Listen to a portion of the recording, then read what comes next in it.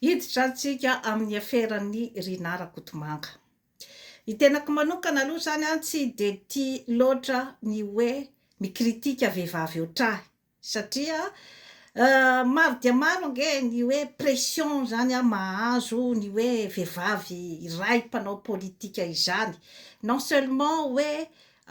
vitsy izany ny vehivavy mpanao politika izay apresiana ny hoe irotsahan'ny vehivavy zany amin'ny fanaovana politika, fa maro de maro ihany koa ny pression satria angatahana vokatra bebe kokoa zany ny vehivavy par rapport amin'ny lehilahy zany ary moramora ihany koa zany ny hoe mikritika ny vehivavy zany na samy vehivavy raha mifanenjika amin'ny resaka politika ka efa nanome torohevitra teto zany ny amintsika vehivavy hoe mpanao politika izany, nanome torohevitra teto aho kanefa moa zany tsy voaray tsara angamba zany ilay zavatra tiako ampitaina dia lasa nivadika zavatra hafa, lasa nivadika fahakalana ahy indray zany ilay hoe torohevitra nefa torohevitra ampitiavana samy vehivavy zany no natoroko teto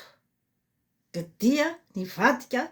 karazana intimidation besaka no nalefa taty amiko kanefa hoe mba torohevitra amintsika samy vehivavy zany hoe maro ny sakatsakana, maro ny resaka chantage besaka ny lehilahy mbola tsy miaksepte an'izany hoe vehivavy manao politika izany maro ihany koa ny vehivavy mitovy amintsika no manenjika ny an'izany hoe vehivavy mpanao politika izany de fantatro hoe lay karazana intimidation nalefa teto dia karakteristikana zavatra avy any amina vehivavy na hoe hita hoe olona no nirahana zany anao an'ilay karazana intimidation taty amiko zany hoe tsy voaray tsara izany ilay hoe fampitandremana izay napetrako teto sy ny hoe resaka hoe torohevitra izany. Matetika mantsy zany isika vehivavy rehefa tonga amin'ny toerana io zany dia tsy mijery an'izay lafin-javatra pitsopitsony maro izay zany sika fa tonga de manao karazana excès de zèle satria arak'ilay teneniko teo hoe miandry vokatra bebe kokoa zany ny lehilahy avy amin'ny vehivavy par rapport ka raha vao misy zavatra kely defa misy ny resaka scandale tsy mitandrina nefa sika amin'izay zavatra zay hoe sika ne olo efa ambenane fa ny tsika zany nanjary lasa hoe ny ego no nandeha aloha, ny fizahozahoana no nandeha aloha izany hoe ilay fiheverantena ho ambony tapoka, ilay fiheverantena ho tsirefesy madidy, tena ererako avana be zay, ererako avana be zay ary ny tsy fahatatesana ny resaka kritika de manao ny karazana valiteny navinavina na directa na indirecta irahana izany ireo mpanao compte fako, irahana ireo mpanao atsikana zany iridiciliser olona izay hoe tsy titiana izany ny zavatra lazainy kanefa tadidio fa ny olona mpandokandokanao io age io no tena fahavalonao ato ambadika ato fa ny olona milaza ny marina aminao mampitandrina anao dia olona mikasaka ny ahatsaranao ka maromaro moa zany ireo karazana andriambavilanitra izay nanodidina ny filoham-pirenena teo aloha Andry Nirina Rajoelina, andriambavilanitra izay kanto de kanto tokoa izany ny na ny fitafy na ny fomba fiteny na ny pitsopitsony rehetrarehetra izany dia ilay hoe tena mifandanja amin'ny atao hoe marketing ka inona zany ny tena hoe rôle n'ireo tovovavy andriambavilanitra nanodidina ny filoham-pirenena teo aloha ireo somary mampametra-panontaniana hoe presque renim-pianakaviana ary olona manajanaka daholo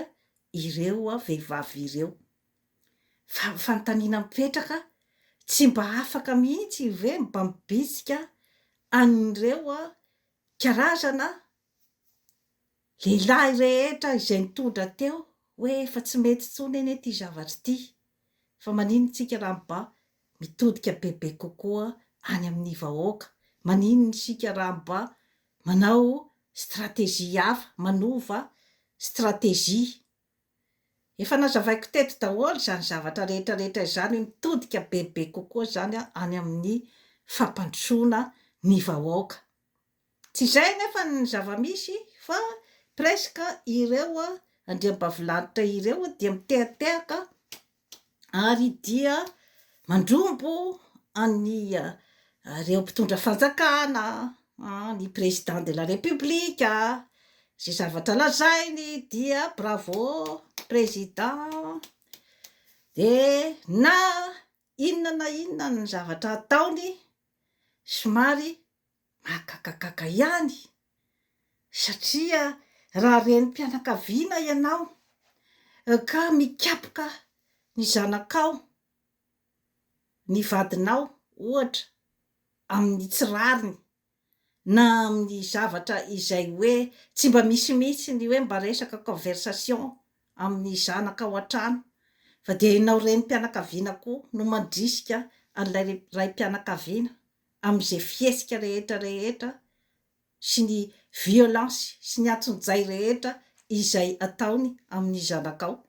sy ny amin'ny olona rehetra manodidina azy dia mba mieritrereta ihany hoe aiza ho aiza zany ny plasinao renim-pianakaviana manoloana ny zanakao, ahoana ny fomba fijerin'ny zanakao anao, izany hoe mazava ho azy amin'ny instinct humain izany hoe renim-pianakaviana izany dia tokony hitondra resaka fitiavana, tokony hitondra karazana fiarovana na protection ho an'ny zanany ao an-tokantrano. Raha renim-pianakaviana normal dia tsy anaiky mihitsy zany ny vonomoka na ny atson-jay atao amin'ny zanany. Nefa tsy izay ny zavatra misy dia mandrisika ny andriambavilanitra rehetrarehetra renim-pianakaviana ianao tokony mba manontany hoe avy aiza moa zany lay vola hoentinao ty, avy aiza daholy fa dia faly ianao zany ny mandeha manao miantsena any France zay moa zany malaza miantsena aty Canada sy amin'ny aty Occident rehetrarehetra ity tsy manontany tena hoe avy aiza marina ilay vola. Eo mantsy zany no hitako hoe mbola lesoka be dia be zany amin'ny hoe ao amintsika ao Madagasikara izay daholo zany mila jerevana daholo zany zavatra rehetrarehetra izany amin'ny hoe fanorenana ifotony. Ka isika ve zany ho faly fotsiny fa nahiditra-ponja Rinara Kotomanga sy ny Sakaizany dia izay zany, dia rehefa tonga koa zany ny fitondrana manaraka dia hoe iny koa fa misy Rinara Kotomanga vaovao dia hanao ny zavatra nataony Rinara Kotomanga teo koa. Mbola misy maromaro moa izy ihany moa zany aloha fa tsy tokony Rinara Kotomanga ireny aloha zany no atao famitorana, ary le famitorana koa aloha zany dia tokony hoe zavatra tena mitombona misy pirofo zany no maisana amonjana olona anankiray fa tsy hoe resaka valifaty politika izany. Inona zany no tiako hidirana amin'izany zavatra rehetrarehetra izany dia ny hoe manana intérêt zany ny fanjakana amin'izao fotoana izao, na ny fanjakana izay iorina rehefa avy eo ny hanao ny mety, izany hoe tena hanao ny fiovana any amin'ny fotony, fiovana ataontsika hoe à 180 degré vao zay vao crédible ny fitondrana manaraka eo, satria ny andrasan'ireto karazan'olona iretony le teo aloha zany de nitsipona ny ereranao, ary raha efa hitany fa mbola mitovy ihany amin'ny zavatra nataony, ny zavatra ataonao eo, de tsy ho crédible mihitsy ianao ary anao zay iverenana izy, satria hoe ay zany nanalana anay teto resaka fotsiny hoe alahelo-kanina fa tsy hoe resaka fanovana, zay mantsy zany nge no fandrika izay miandry antsika amin'ity zavatra rehetrarehetra ty, satria fantatritsika tsara ny toetoetran'ireo olona teo aloha ireo fa olona tsy manaiky resy, ary olona nanantena ny hanana ny emprise totale n'izany Madagasikara izany, hanana ny domination à l'extrême, hiécrasena ny malagasy, zay nge satria tao ambadika ny Occident. Mieritrereta zany sika malagasy rehefa hoe anova, rehefa manova izany dia fiovana mahery vaika, fiovana izay hoe tsy nanaraka itsony ny rafitra teo aloha izany,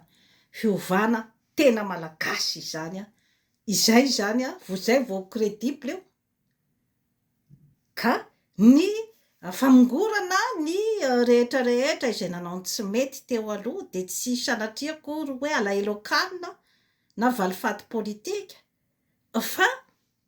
famongorana tanteraka izany an'ilay fomba fisainana teo aloha, ny fomba fanao teo aloha, satria na tiatsika na tsy tiatsika dia ny foto-kevitra izay nidoronindreo teo aloha teo dia ny Occident no maniraka azy hanao tsinitsinina, hamotipotika ary tena hamono ny malagasy takasy mba ahafahan'ireo vahiny izany ny hoe hisitraka zato isan-jato ny harena rehetra eto Madagasikara ary ny anorim-ponenana eto ary